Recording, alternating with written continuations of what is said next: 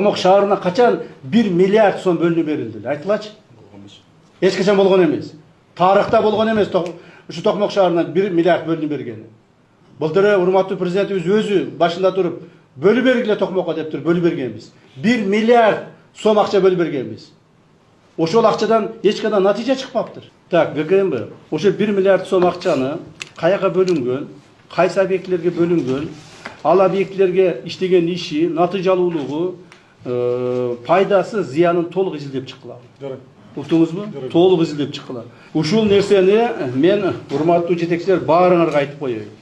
Мына район акимдери отурасыңар. Райондун центрлери бар. Мына мен айтканды угуп атасыңар, Шаарда машина менен жүргөнүңөр көрбөйүн. Жөө жүргүлөгүн. Шаардын ар бир метр жерин жөө басып, аралап, көрүп, суу жетпеген жерден суусун, тазаланбаган жерин тазалап, эгилбеген жерин эгип, жаман болгон жерлердин баарын карагыла. Уктуңарбы?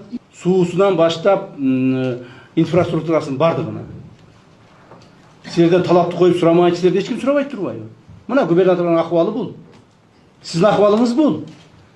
Токмок шаардын ушундай кылып атса, анан сиз районго барып сурамак белеңиз. Районго барып сурап, кайсы районну жыргап атканын көрмөк белеңиз. Кыдырганыңыз кана? Эмнече көрбөдүңүз да Токмок шаарын? Эмнече көрбөдүңүз Токмок шаарын? Кыдырсаңыз, сөзсүз түрдө президентибиз тапшырманы берип, мен келип, могул жерде чогулушту өткүзүп, силер менен ызычуу болушуңуз керек белем. Ушунун баарын сиз жасашыңыз керек. Сиздин түздөн түз милдетиңиз. Уялбайсыңарбы, иштебейсиңерби? Иштебесеңер кеткиле да. Урматтуу президенттин өкүлү, Чүй облусу боюнча акимдер, шаардын мэрлери, силердин ар бириңерге 3 күндүк убакыт. 3 күндө ойлоңгула. Иштегиңер келбегениң кет арыз жазып. Иштегиң келбегениң, иштей албагандыгың, же болбосо ушул ишке көзүң жетпегениң арыз жазып кеткиле. Уктуңарбы? 3 күнүн ичинде. Кеткениңердин ордуна жаңы балдар, иштейин деген уул кыздарыбыз келип иштейт. Кетпей калып иштегениңерге талап ушундай коюлат.